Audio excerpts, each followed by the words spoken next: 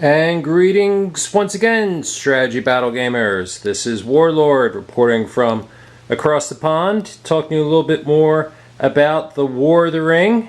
And for this, our second video, we're going to go over my Mordor Army. So, just a little bit, why would anyone want to play War of the Ring when we have this great Hobbit strategy battle game? Well, this is why. Because we want to see massive amounts of troops on the field clashing together in battle. So just a little overview of my army. Not going to go into the rules too much in this video. Maybe I can do that in my next video. But I have 4 armies so far. My Mordor Army, which is what you see right in front of you here.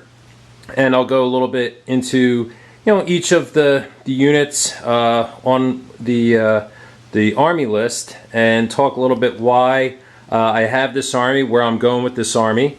And I also have a Rohan army, which I plan to use for fighting the battles of the Fords of Isen, as well as Helm's Deep, which we've already played. And I also have an Isengard army, as well as a Last Alliance army. That's the armies of Numenor and the High Elves combined, all of which I'm building upon, eventually building up to when I plan to do Pelennor Fields in 20 years from now. But anyway, let's go ahead and look at the Mordor army. Okay, so why don't we go over each of the units that I have in front of us here and talk a little bit about them. Why I built them the way I did, and where I'm going with this army.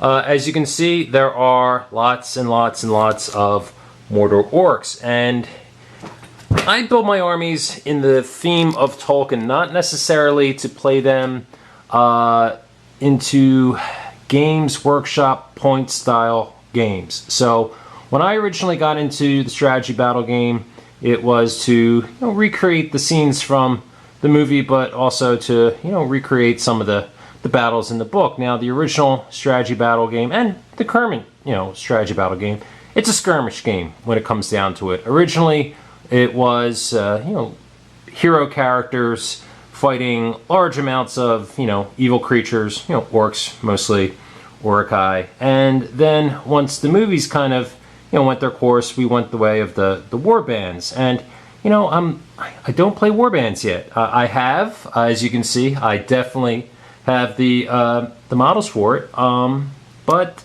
it's not where I want to go with the game. So let's talk to you a little bit about where I'm going with this army here. So first off, as you can see, I have 1, 2 formations here of Mordor orcs with two-handed weapons, okay? Each of which has a captain as well as a standard bearer.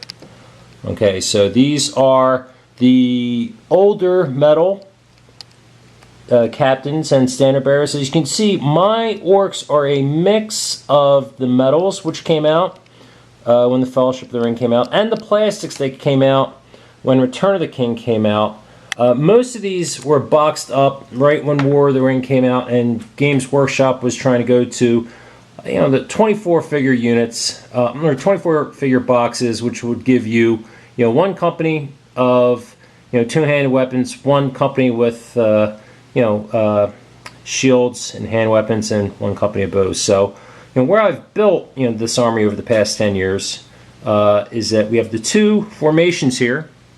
Two-handed weapons, right? And then we have 2 formations with shields and hand weapons. And now when I say hand weapons, I know with the strategy battle game is they're dividing up the different hand weapons. Here it's just a hand weapon. So whether that be a sword, whether that be a mace, whether that be a pick, whatever, that is all considered a hand weapon. And for two-handed weapons, as you can see here, it's anything that has 2 hands. These with the orcs, they're more halberds, two-handed axes, and such. I know that these are basically in the strategy battle game considered spears. For War of the Ring purposes, we're considering these two-handed weapons. And so what does that do in War of the Ring? It gives you a +1 to hit when you go into the melee phase, but it gives you a -1 to your fight. When I talk a little bit more about the rules, I can go a little bit more into that. So as we pan out here, I have formation here of orc archers, and on the other side of my army I got another 2 companies here of orc archers. Now you can see I have some orcs in the background filling in, and that's just cause the way War of the Ring works is that units are in 8 figure companies, 8 model companies, and then you can build formations, and there's limitations onto how many you can have in a formation. That's all into the army list, which I'll go into in a minute. So right now these guys are just filling in, and I have a pack of metal orcs that I picked up, bows, that I will eventually paint as I'm building my army. But right now these guys are going to fill in, and I'll probably have to get maybe another one to fill out to make sure I have the 8. So that's the hard part when you transition, I think, from strategy battle game to War of the Ring, is to make all of your models fit the numbers that are required. So I think that's why Games Workshop went to these 8 unit or 8 company models here when they were doing the War of the Ring, because when you had the 24 figure boxes, you came up with 8s. Usually for most armies you had 8s with swords and shield, 8 models with a bow, and then 8 with two-handed weapons. Now that they've reboxed, Games Workshop has reboxed the boxes more in the long warband line, and with the price increases, it's not as easy to do that. You essentially have to pick up 2 boxes, so it's getting expensive. And I did buy these figures over the course of 10 years, so I kind of had that advantage. And then, of course, if we go a little further, this is the man himself. That is Sauron, right? And that is the original model that came out with Fellowship of the Ring. And behind him, I have my trolls. We have 3 so far. I plan on, or I do have already, 2 of the plastic trolls. These are all metal. But I plan on using the 2 plastic trolls as troll drummers. And you ask, why do I want to do that? Well, just because I can, right? So I also have 2 trolls that are part of the mortar catapult, which I haven't built yet. So this is what I have built. So I can get into more later where I'm going into this army. Okay, and then if we pan out again on the flanks, I have 2 formations of Warg Riders. Okay, this one here. These are armed with bows, and I originally bought the Warg Riders first off in the set that came out with the 2 towers. I think it was the Warg Attack box, I believe. Came with the Theoden, Aragorn on horse. A lot of really nice models. So I originally had the metals, and then I added the plastics when War of the Ring came out, and you had 6 figures or 6 models in a box of Warg Riders. So you see I have this one here with the sword. Yeah, he doesn't have a bow, so he's my captain. So that's where I went with him. So, and yes, these aren't the Fell Wargs. These are the older wargs that came out with Lord of the Rings. To be honest, I like the Fell Wargs better. I think when Jackson made the 2 towers, they based the works off of hyenas, not wolves. So I like the Fell Wargs better, but I already bought these, so I'm not buying Fell Wargs. Sorry, Games Workshop. This is what I'm going with, and if I ever start gaming Hobbit scenarios, this is what I'm using. Sorry, it's a proxy. Anyway, okay, so let's take a look at my other ones. Alright, these are my Warg Riders with spear. And then we have Rasku there leading them. Also, not a Tolkien character, character from the films. And I know I keep saying that I try and keep my armies in the spirit of Tolkien, and that's really my interpretation of Tolkien. I think the character is a good character from the films. I kind of like Lurtz too. I think he was a neat character, but I would have liked to have seen Grishnak actually in the first film as opposed to Lurtz.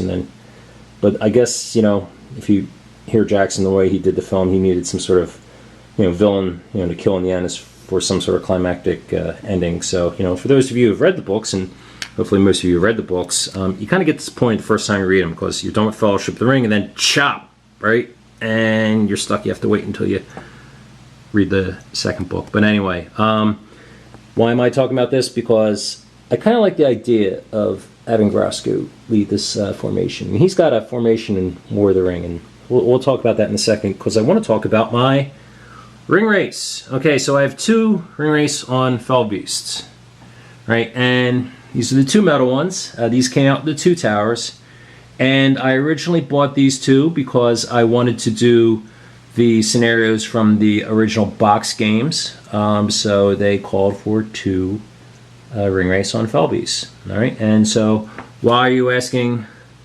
I have these other ring race here, the mounted ring race. Why are you asking? Why do they have these green grassy bases when everyone else in my SS army has this sandy mortar type base, and well, they look like they're running around the Shire chasing hobbits? Well, that's exactly when I first started collecting. That's what they were doing. Some of these are some of the earliest figures I did from Games Workshop. They came in blisters. Not the Witch King here. I think some of these other ones, they're several years old. They're metal. And when I originally started doing my figures, they were all using the Games Workshop modeling flock, which you don't make anymore, and I kind of like it right here. I know there's substitutes out there. I'm still searching for some, because all my good armies have this green modeling flock, whereas all my evil armies have the sand. And the reason I do that is, well, you can tell the difference between the 2 on the field. And also, it makes the good look gooder and the evil look evil. So, why the ring race are still in green? Well, if I get any more ring race, I'll probably still paint them in green. And that's just the way I started. I want to keep them from consistency. Now, if you count them up, I have 4, 5, 6, 7 ring race and the Witch King. Am I missing one? Well, yes and no.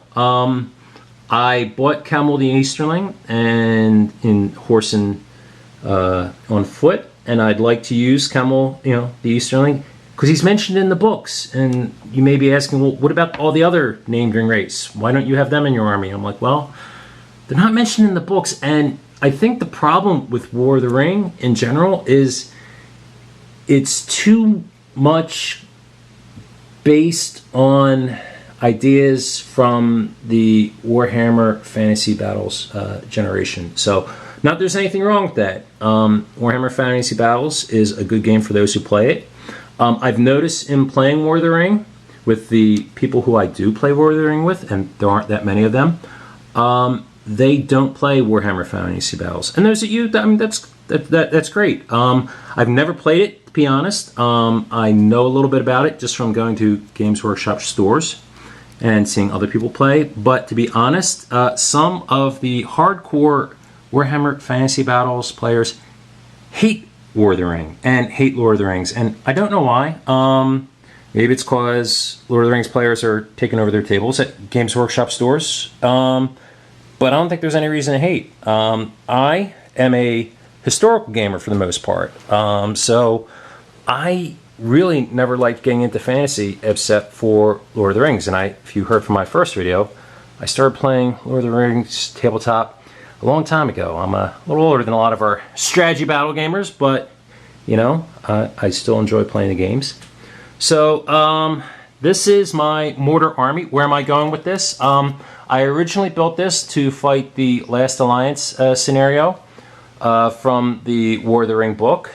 So for the Last Alliance, what I'm probably going to use out of here, I am going to use definitely all 4 of the formations of Mordor Orcs, and including those with bow. I am going to add my goblins to that army as well. Why the goblins? Well, the way I kind of see Tolkien is that goblins, or orcs in general, there are definitely different tribes of orcs, and I think we can, look at goblins as kind of like lesser orcs, and more orcs is kind of, regular orcs, if I can say that.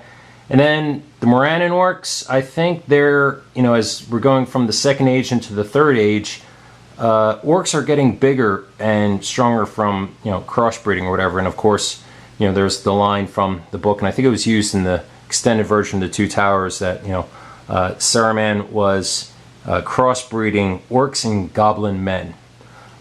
So the Last Alliance scenario is a Second Age scenario, and definitely have Sauron would be fighting in that one. And my Mordor Orcs, my goblins. So I'm going to probably have 2 formations of goblins, one with 2-handed weapons, one with hand weapons and shield, and that would give me 2 more formations of bows, because I have the old 24 figure boxes, 2 of which I have painted, and 2 more that I need to paint. Got them primed, but I will paint them. And that's the other thing too. A lot of Games Workshop players, Games Workshop games players, they kind of look at my armies and they're like, they're all painted. And I'm like, well, I come from a historical gaming background, and in the historical world or gaming world, you're not allowed to put unpainted figures on the tabletop. So, I mean, that's the way I run my games, and there are so few players out there of War of the Ring. When I do get a chance to play them, they don't have painted figures on the field. That's fine to play the games, to learn the rules, but my armies, I don't play them unless they're painted. So that's where I am with this. So that's my Mordor Orc army. I don't want to go too much more into that. You know where I plan to go with this. Oh, I also want to get some catapults. I have the catapults, I should say. I need to build them up. And then after the Last Alliance scenario, I plan to do a Osgiliath scenario, the Fall of Osgiliath. And then also from there, the Battle of Cael Andros, Pelennor Fields, the Siege of Minas Tirith, and the Battle of Pelennor Fields, and then the Battle of the Black Gate. So I mean, that we're building up to that. So point-wise, how many is this point-wise? Well, the regular troops, the Mordor Orcs, and the Warg Riders, that's 1,300 points. According to War of the Ring, not Strategy Battle Game. So if I add the 2 Winged Nazgul, they're 250 points, so they're 500 points. So that's 1,800. So that's my troops. Now if I add Sauron, that's including the trolls too. So if I add Sauron, that's about 2,500. So that's how much I have. I'm not including the other ring race back there. And you notice they're not in a War of the Ring formation. And the reason is that I do not plan to use much magic in my War of the Ring games, because I think it takes away a lot.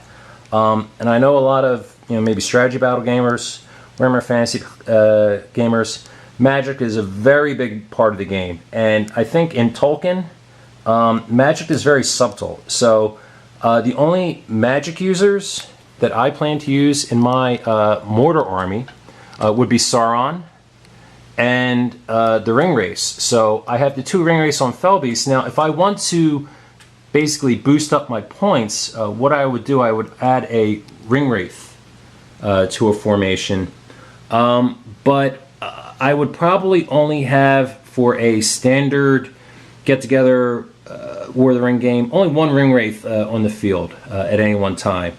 And everyone's like, just 1? I mean, you're really limiting your magic there. I mean, you don't use shamans or shamans, whatever you want to call them. And no, and I told you in the first video, it's not in Tolkien. So that's my interpretation of the game. It's not the literal translation of Games Workshop. And I am not a Games Workshop apologist. I play strategy battle game and the War of the Ring because I enjoy Tolkien. I enjoy the world of Middle Earth. And every now and then I like to go into the world of Middle Earth through gaming. So that's my philosophy on that. Others disagree, and that's fine. So another thing about War of the Ring is that you need to probably collect 2 armies. And you're like, wow, that's a lot. Well, it's hard to find opponents for this game, and it is probably good to have 2 armies if you want to put a game on. Now, if you and a friend of yours want to each collect an army, that would probably be easier.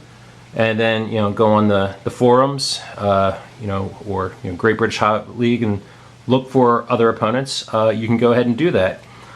So that's essentially what I do. I put on War of the Ring games for tournaments, or not tournaments, for scenarios during conventions and local games days in the area here, over here in the United States. So I am basically, I am building my armies according to Tolkien, and a lot of the War of the Rings players are building their armies for get the maximum amount of firepower on the field, which is fine. And I think what it comes down to is I enjoy fielding this army because there's a lot more tactics involved. And the reason I say that, if you look at historical games, you have basically 4 categories of troops: your militia troops, your veteran or your line troops, which are basically trained soldiers, your veteran troops, which are trained soldiers who fought in battle, and then your elite troops, and then your guard troops, which is your super powerful, the best of the best, the best of the veterans. So in my Mordor army here, my militia troops are my orcs. I mean, the majority of my force here is orcs, because I think that's the army, based on what I read of Tolkien and the way I interpret the world, is the majority of his troops would be Mordor orcs. The line troops, the trained soldiers, would be your Morannon orcs. Your elite troops would be your Uruk-hai, which I don't have yet, the Mordor Uruk-hai.